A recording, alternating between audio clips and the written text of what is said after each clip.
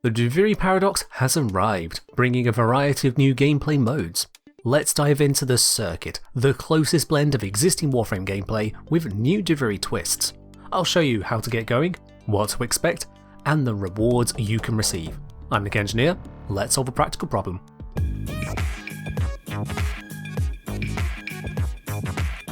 This video is sponsored by Warframe to celebrate the release of the Duviri paradox.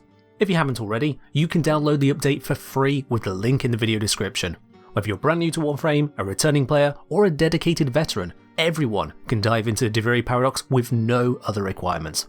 To help you get cracking, you can use the code Duviri-Decree in-game for 7 days resource and affinity boosters, plus an exclusive in-game Duviri poster. Full details are in the video description.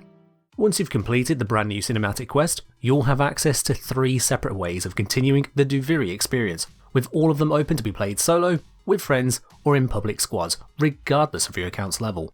The leftmost of these new modes is what we're focused on here, the circuit. In short, this is an endless mode of changing objectives entirely using your Warframe. For those of you who've completed the Second Dream and War Within quests, you'll also have access to your Warframe's 5th ability. For those of you who haven't done those quests and don't know what I'm referring to, that's a reveal you'll just have to experience in game.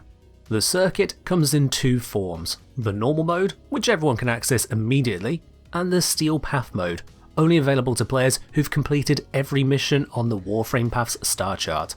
Both of these forms offer 10 core tiers of rewards, with some rewards being randomized from a curated pool, and some rewards you pre-select.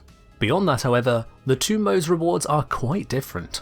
For the normal mode, you'll be prompted to select one of 3 possible Warframes to work towards before entering Teshin's Cave. This will lock in then the 10 tiers for your normal mode for that week, including all component blueprints and the main blueprint for the Warframe. You will also unlock an augment for the Warframe, and a Warframe Arcane, which can further enhance all of your capabilities. The Warframes on offer will only be Warframes which have a Prime version in the game, meaning you will at some point see Hildren up for grabs, but it's going to be a long while before Citrine becomes an option. The remaining tiers have randomized rewards from a curated pool, including gold mods, Mastery Rank 2 weapon blueprints, resources, credits, endo, or perhaps even extra arcanes. For the Steel Path mode, you'll instead be prompted to select 2 of 5 possible weapons to work towards their respective incarnate geneses.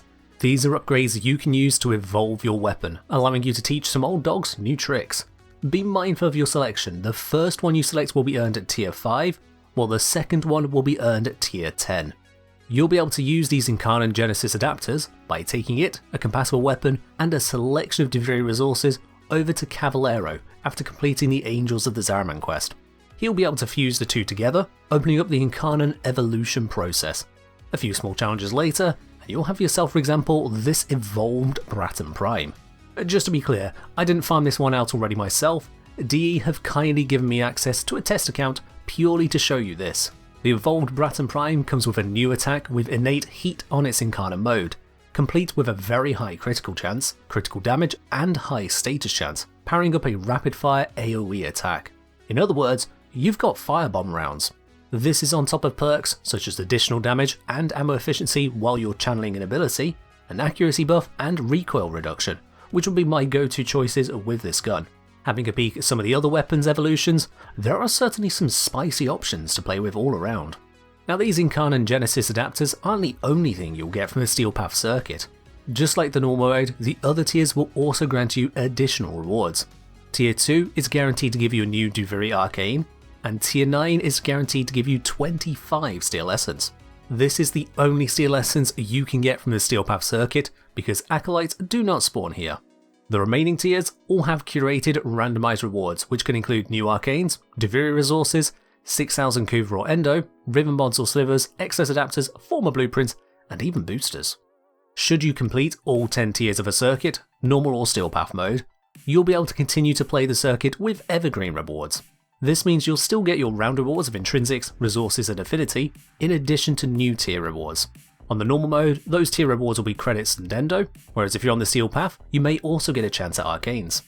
As it stands, the core rewards are all in the first 10 tiers, so you don't get overwhelmed each week.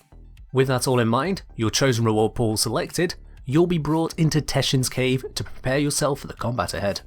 The circuit itself uses rogue-lite elements of randomization. Depending on your progress with the Drifter intrinsics, you'll be able to select from one of 3 to 5 Warframes for your use in the Undercroft. Usually, at least one of these will be a Warframe you don't already own. However, in the interest of keeping things dynamic, players with fewer than 10 unowned Warframes will only have a chance of seeing an unowned Warframe as an option. With regards to ownership, I'm just talking about unique types of frames. If you own the Prime of a Warframe, but not the standard version, then the standard version will not pop up. Those caveats aside, the selection on offer will be, for all practical purposes, random. Each Warframe will have either its default cosmetic appearance, or your appearance preset A if you own that Warframe. It'll also come with the option to select either a default loadout, which is custom made by DE and uses strictly a mid-game build, or you can use any of your own loadouts should you own that Warframe. Always check your loadout before going forwards, just on the off chance you might have left a meme or broken build on that frame. Likewise, after the Warframe, you'll be able to select your weapons. There will always be at least one primary, secondary and melee weapon to choose from. Beyond that, the same randomization rules apply. Rule 1, something you don't own will usually pop up. Rule 2, if you own upgraded versions of a weapon but not the standard version, then only the upgraded version will pop up. And Rule 3, you'll again have access to the mods you've put onto the weapons you own, and default mid-game level builds are available for every weapon. When I say mid-game, these builds will usually handle the normal circuit enemies without issue. However, without serious synergy, team support, or a particularly well upgraded 5th ability from the War of Inquest, you will certainly struggle on the Seal Path if you try using these default builds. They're there to give you an option, they're not there to skip all the progression in Warframe. Now, should you find yourself looking at the available options and realizing you've not got a build you're happy with, don't worry. You can quit out of Teshin's Cave via the main menu, head over to your arsenal, and set up the builds you want. Upon returning to Teshin, you'll still have the same Warframe and weapon options to pick from, unless either of 2 things happen. That is, either you complete any amount of the circuit, Duviri or Lone Story, and then exit with your rewards, or if the emotion spiral changes to a new emotion in Duviri. If neither of those 2 things happen, you'll still have the same Warframe of weapons to pick from. This means that at most, you'll be crafting 4 builds, one for each bit of equipment, but for the normal mode circuit, you probably won't even need to change one of them. Before you leave with your chosen loadout, make sure you have your Drifter intrinsics spent how you'd like. A number of them apply to the circuit, including Deadly Decrees for more damage as you continue, Expanded Arsenal, which will give you more weapon choices on future runs, Treasure Finder will increase the chance of rare decrees, and Restorative Decree, which will heal you fully on picking a decree. Okay, so you know what rewards you're working towards now, and you know what gear you've got to do it with. It's time to head through the portal and embark onto the missions in the Undercroft. Just on that note, if you're feeling extra brave, you can skip past all these sections and head straight for the portal. This will give you a completely random loadout from the options that were available, which includes random eligible loadouts on any weapons and warframes you own. If you dare to do that, may the Void have mercy on you. Now, the Undercroft is just as you'll have experienced it while playing the Duviri Paradox quest. You'll be dropped into one of 5 possible mission types: Exterminate, Survival, Defense, Excavation, and Void Flood. Use the loadout you've picked to defeat the enemies present and complete your objective.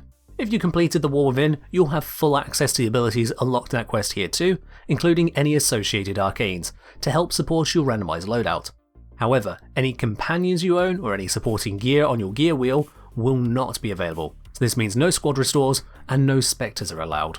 The enemies you face here on normal mode will start out at a level similar to the end of the star chart in the normal Warframe experience, hence the availability of mid-game default loadouts. Steel Path enemies, however, will have the usual level, armor and hit point boost, just like on the Steel Path star chart. While you're fighting to complete your objectives, you should be on the lookout for 3 types of pickups native to the Undercroft. The first are fixed energy orb spawns, which can help keep your Warframe powering along. These spawns will recharge over time, so just be mindful of where you find one, as it can help you in a pinch. The second are runic compact deposits, which can be broken to obtain rune marrow. This resource is required to build much of the new things from Duviri, including some of the new weapons you can unlock. As you can only get rune marrow from the Undercroft, make sure you seek it out where you get the chance to do so. The third pickup to find are decree fragments. These elusive gems can give you additional decrees to further enhance your power in the circuit. Every round will spawn 3 decree fragments, and picking up 3 fragments will earn you an extra decree plus some Drifter intrinsics. If you're playing in a squad, anyone picking up a fragment will give it to everyone. Don't worry if you don't find all the fragments at once, however, any you do collect will carry over to the next round. That's not the only thing that carries over round to round though.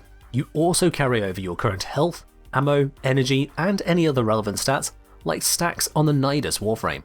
Be careful when using ammo-hungry weapons, as you might find yourself scrambling for ammo pickups.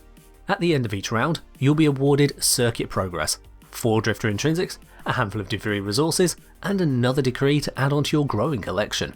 Also at this point, you have the choice of continuing onwards or leaving with your earned rewards. If you find that your randomized loadout isn't all that you hoped for, you can leave early on and gamble on the next random options. If instead you've scored an absolute monster, keep going for as long as you can hold out. The circuit progress you get with completing a round increases the longer you manage to stay in the missions. The first is worth 100 progress, while the second is 110, third 125, the fourth is 145, and the fifth is 170 progress. Thereafter, each round is worth again 170 progress. This progress ties into earning your tier rewards. For the normal mode, tier 1 requires 190 progress, so you'll need to complete 2 rounds to obtain your first tier reward. Tier 2 requires 210 additional progress, which is again either 4 lots of doing just 1 round, or you can push all the way to completing the 4th round in one go, which will also see you come out with 80 additional progress towards tier 3. Not only that, but the first time you complete round 4 of the circuit in a day, you'll get a one-off boost of 50 more progress. As for just how much progress you need for each tier, I'll show you that now on screen. This means to complete the normal mode tier will take a maximum of 37 rounds if you constantly do just 1 and leave, down to a minimum of 23 rounds if you manage to hold out and do them all in a single run. As the circuit is on a weekly reward rotation, you have all week to pop in and out of the circuit to claim your tier rewards as you see fit. The reset for this is at midnight UTC on the start of Monday, matching the weekly reset across the rest of Warframe. With the daily bonus of 50 progress as well, you can complete the whole set of normal mode's 10 tiers just by doing a single 4-round run per day. Steel Path, however, needs 50% more progress to reach each tier, which naturally means you'll need to do about 50% more rounds. I imagine that the trade-off is because you get 2 Incarnate Genesis adapters versus just 1 set of Warframe parts on the normal mode. Once that's all done, the week resets, the spiral continues, and it's time to begin again. Earn Warframes, weapons, arcanes and more as you smash your way through the Undercroft with an ever-changing loadout. If you've somehow got this far and still not downloaded the latest Warframe update, make sure you click the link in the description to get access to the quest, circuit and more for free. Who knows, you and I may even bump into each other in a public squad. In any case, that's all from me for now though, so as always, roll loadouts, solve the paradox, and fight well, Tenno.